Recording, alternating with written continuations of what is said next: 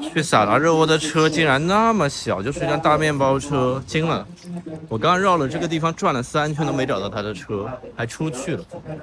从贝尔格莱德一路向南驶入萨拉热窝，风景逐渐从宽阔的平原变成连绵的群山。进入波黑后，风光愈发迷人。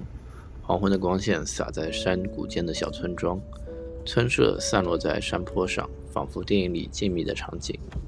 远处青山起伏，山脚下是一条清澈的小河，水面闪耀着夕阳的余晖，跟山影交织在一起，成了一幅油画般的景象。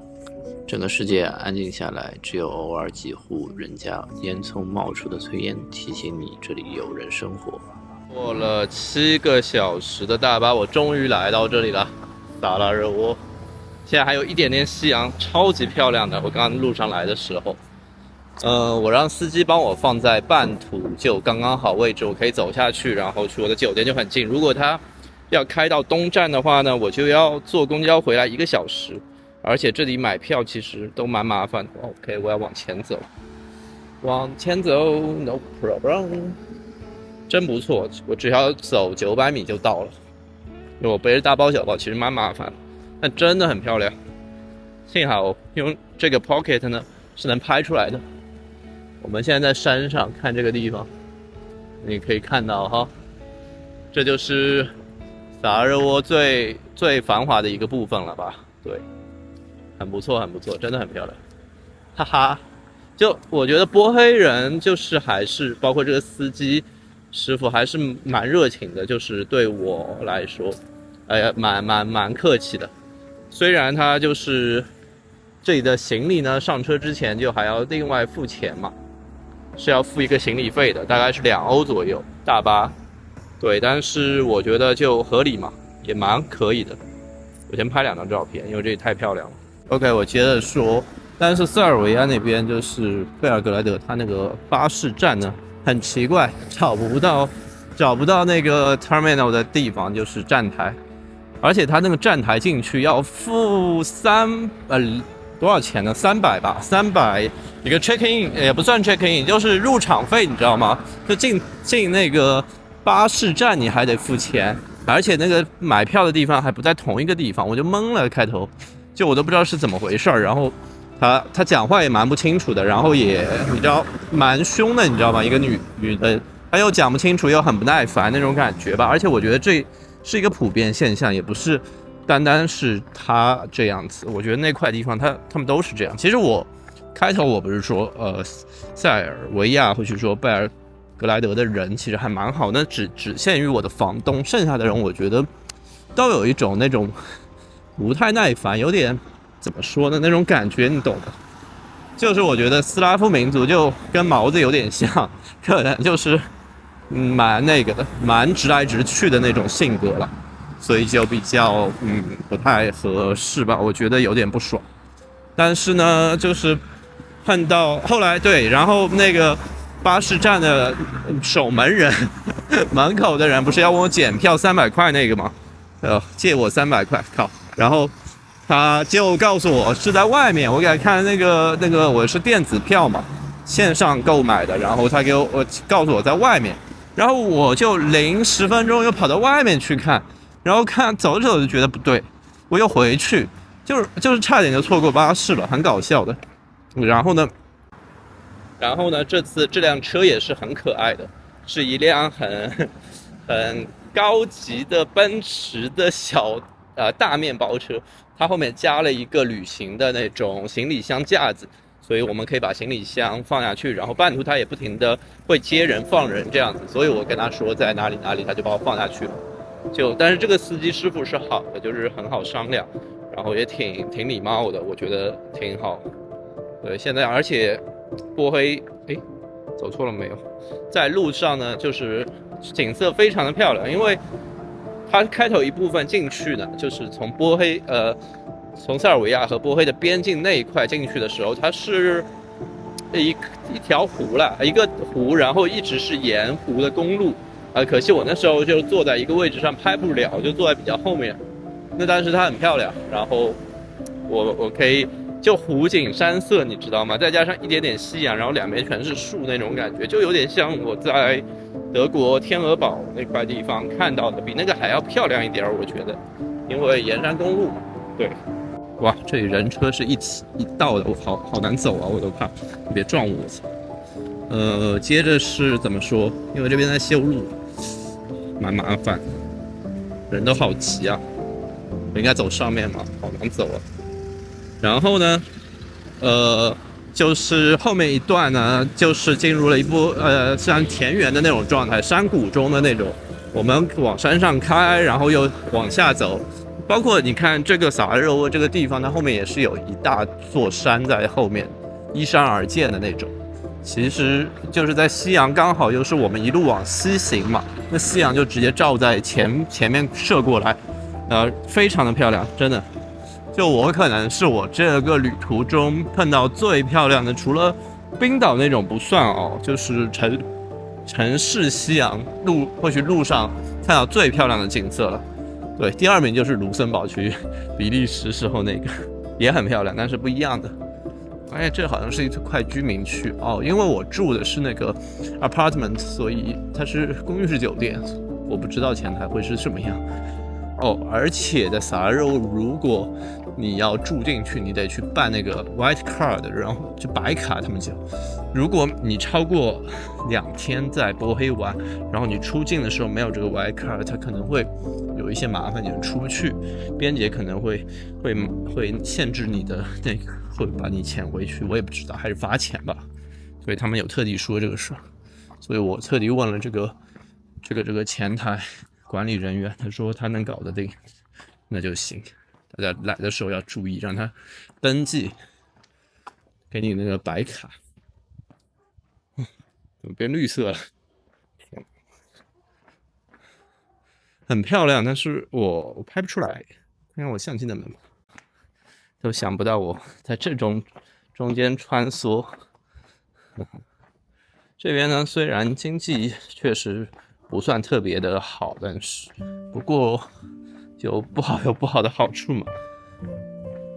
说回来，大家都说萨拉热窝是一座悲伤之城嘛，因为当年就我说的波黑内战那时候，应该是被围城吧，然后有点半屠城性质的，就确实是死了，而且这事儿才过去20年都不到，可想而知大家对这个的感触吧。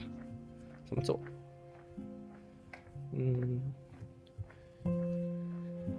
？OK， 再往前。明天，其实我在萨拉热窝就会待1天就走了，因为我要去更好玩的地方。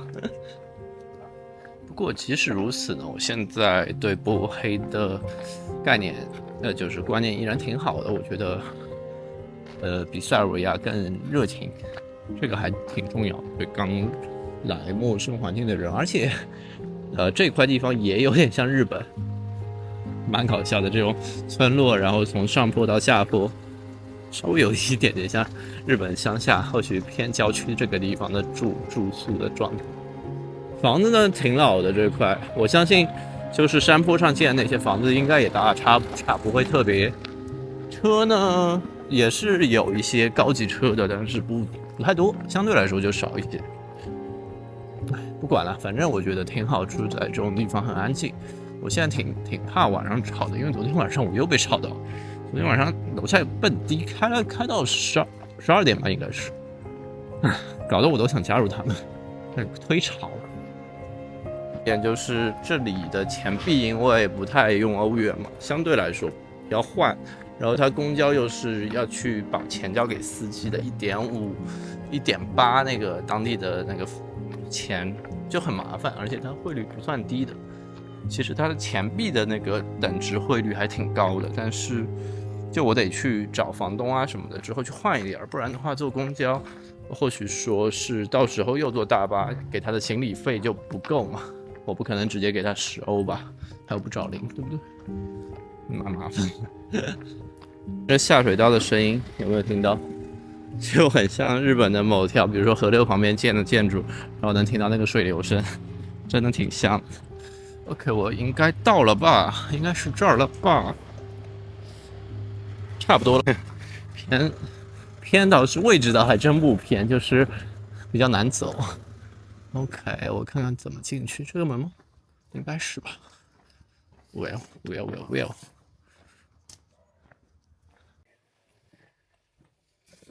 Thank you. This is my passport. Anne, No, not this. some more. Yeah. How about the white? Okay. Okay. No. 这个老奶奶呢，她不会讲英语，但是我给她换了20块钱，然后她还给我一个超好的汇率，就她说，明天我是用翻译软件跟她聊的，然后她说就是她是要收现嘛，然后收了我一些欧元，然后她明天儿媳妇会过来跟我说，就细节上可能她需要那个登记的白卡，我就是说刚刚跟她聊了，然后她不太清楚的。但是这个房间还挺温馨的，它是三角形的，所以说应该是阁楼了，不算是阁楼，就是到顶了。它是一个3层的建筑，挺好的。我现在要去找个地方吃饭，我觉得，耶，原来是开着的，挺大的，挺大的。今天得好好洗个澡，因为我背着那个包跑了很久很久，跑了一段时间，那么重的包，就是那个巴士那个人操。小猫咪，暗蹭蹭。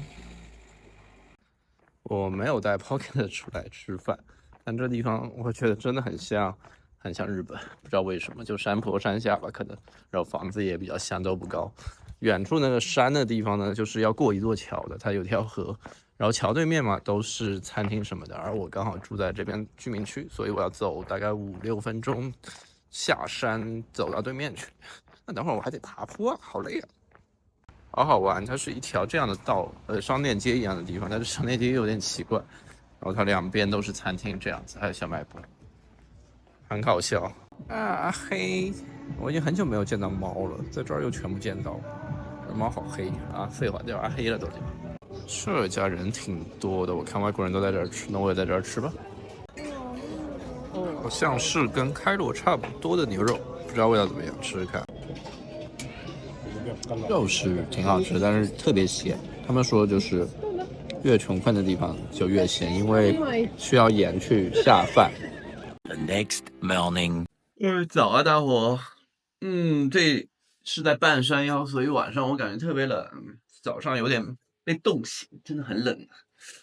不过现在外面天气还不错，有点奇特的景色我给大家看，但是我只能看到一部分，因为是隔着窗户。那边呢，可以看到有一些光照在了房子上，是有阳光。然后另一边就完全是雾气，雾蒙蒙的，比较阴冷，其实是有一种冷暖对比，还挺好看的。可惜我现在不能完全的，哇，那边雾好大呀，好奇怪。刚才还是对面有阳光，现在已经完全被雾气给笼罩了。山谷中的就是建筑城市，它就是这样。就比如说，湿气会重一点，然后很容易产生，包括盆地也是一样，产生雾气或许雾霾。但这可能不是脏的那种雾霾。成都也可以看到，就是湿气比较重，阴天会比较多，因为风向的关系吧，被山给挡住了，然后冷热空气的交汇之类的，具体我也不太清楚。但是真的很冷啊！这个其实我说半山坡，它也就高了可能20米、30米，但是就超级冷的。哇，幸好多穿了一件出来，不然真顶不住，应该还要多穿条裤子的。那提到萨拉热窝，对我来说最重要的一个点，可能就是瓦尔特保卫萨拉热窝那部电影，因为我是很小时候看的，但是我还是有印象，就是他在火车上还是什么，反正各种突，是一个很个人英雄主义的电影，然后又是一个在中国来说叫什么呢？很政治正确那种对的电影。那他那时候是二战时候抗击德国的入侵嘛。反正就是一个蛮好玩的，然后还有他那个 BGM 很正向，就放出 BGM 他就跟迪迦一样开始战斗了。对，那还有一部电影就是《桥》，那2部电影是就是我同时看的，我爸一个下午带着我去看2部，我也不知道南斯拉夫电影。然后《桥》就是那个把朋友再见那个电影，对，然后它的那个位置呢是在黑山，现在黑山的，怎么说呢，离科托尔和首都都会有一定距离的一个地方，不是很方便过去，所以那座桥我这次怕是看不到了，以后有机会可能再看一下。诶，好多猫啊，多猫咪，而且都是奶牛猫。Hello， 它的鼻子上长了好黑的一块，像你大黑和二黑吧。雾气呢，给这个城市增加了更多的阴霾的那种阴冷色彩。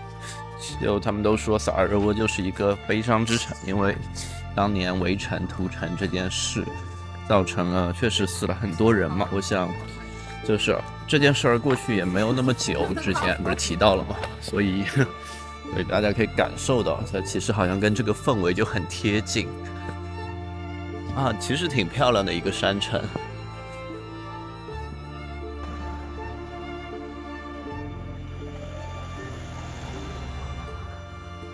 可能因为这儿比较冷吧，所以这里的秋意，我觉得它应该算是冬季了，已经不能算秋天了，会更浓一些。啊，有白鹭，我都不知道这是什么鸟，现在鸟实在太多。它有吃什么？它吃树叶吗？好像。这个水很浅，就有点像鸭川，是不是很像日本嘛？所以我说，很像京都。啊，有个球，有个足球在水中滚，好好玩。这座呢，就是这个地标历史意义的拉丁桥。它虽然是一座小桥，但是当年呢，就是一战的时候，一战的爆发起点就是在这儿。原因吧，不能说是起点，算是导火索。费迪南大公和他的妻子索菲亚吧，应该是。他们就是被刺杀在这座桥上，是一个塞族的黑手党吧，据说是，对，直接引发了一战的爆发。可以看到很多游客都在这儿，他们应该都是在讲这个典故，历史典故。我觉得对一战来说呢，大家可能比较陌生，更熟悉的还是二战，因为二战大家就是各个国家动用了很多热武器，然后有很多戏剧化的战争。而一战的时候呢，它相对更靠前一些。然后参与的人数呢，可能也没有那么多，但是它还是有很好玩的，也不能说好玩嘛，不能用这个词，就是很有意思的一些联盟。比如说，一战是等于说是塞尔维亚先开始了这个刺杀行动嘛，然后奥匈帝国那时候波黑是属于奥匈帝国的嘛，就是什么，就是维也纳，就是奥地利和那个匈牙利嘛。Sorry， 我在说什么？对，然后。那时候波黑是属于奥匈帝国的，那直接就和塞尔维亚开战了嘛。然后开战以后呢，就各种各样的国家就加入进来了，比如说奥匈帝国、德国、奥斯曼帝国，奥斯曼应该就是土耳其吧，组成了同盟国。而塞尔维亚呢，俄罗斯、法国、英国组成了协约国。后来美国呢也加入进去了，也是加入英国那一方，那肯定是也加入协约国。随着奥匈帝国后来解体了呢。波黑就被重新也不算并入吧，就加入了南斯拉夫王国这样一个状态。就是你看他们那些版图分来分去，所以会有，比如说《冰与火之歌》啊之类。哎，这个时间点是不是先后顺序啊？我不知道是，反正就是他们会写《指环王》可能会更早一点，还是晚一点，反正都会有很多这种联盟板块，就是刻在他们的 DNA 里的，都是从历史取材的。包括费迪南大公加索菲亚这个名字，我就感觉有点像是《沙丘》里面的那个，也是一样嘛，不是大公被刺杀，然后就开始反抗什么王子复仇。当然呢，我没有那么了解历史了，在这一块来说，就很多讲的不对的地方，大家都多见谅吧，就大概听一下就好。反正就你都不知道为什么英法会加入一个，就是战争中是没有正义不正义的说法的，就各个国家间也没有什么正义不正义的，只有就是国家利益自身的利益吧。所以千万不要在这种政治上去讲什么这个是对和错，没有这种说法，我觉得没有。只有一个微观角度你可以觉得它是的，但是宏观角度我觉得它不是。好冷啊，真的，就是过了，这是什么窗口？是药店吗？许号吗？知道他们在干什么，我也看不懂，主要这儿的字我是真的一点都不认识。啊，这是圣心大教堂什么的吧，应该是。对，每个地方都有一个。哎，这有 KFC，unbelievable， 又有点想吃了呢，怎么办？不管。然后，就是除了刚才一些比较集中的地方以外呢，那剩下的地方大家可以看到，就人很少，人冷清清的。圣心大教堂还没有开门，门口这个雕塑是谁啊？这个雕塑还蛮立体抽象的。然后网上就是基督耶稣什么的，这个窗也挺好看的，百花窗，近看还是有点好看，壮观。哦，这应该就是他们偏市中心。那昨天我去的那个吃饭的地方是，等于说游客步行街了，这个地方就比较像城市，但是人还是少啊。这是纪念2战的永恒之火，纪念2战的牺牲者。这火是一直点燃在这儿的，虽然它只是一个城市的，怎么说呢，就是普通景观吧，但它的纪念价值会更大一些。曾经的战争给这座城市留下了不可磨灭的痕迹，而人们的悲伤仿佛随着秋风在街头巷尾中回荡。可即便如此，萨拉热窝依然是充满了人性。人们在彼此的陪伴中生活、重建，希望和坚强成为了这里的另一层色彩。刚才都没发现他们跟这个墙壁融为了一体。萨拉热窝的不是巴士站也很破了。那他进门的时候也是需要去买那个 Interticket， 蛮奇怪的，这里都要那个进入场费。萨拉热窝的内容就先到这里，下一期我们重回深根区。喜欢的话，麻烦一键3连，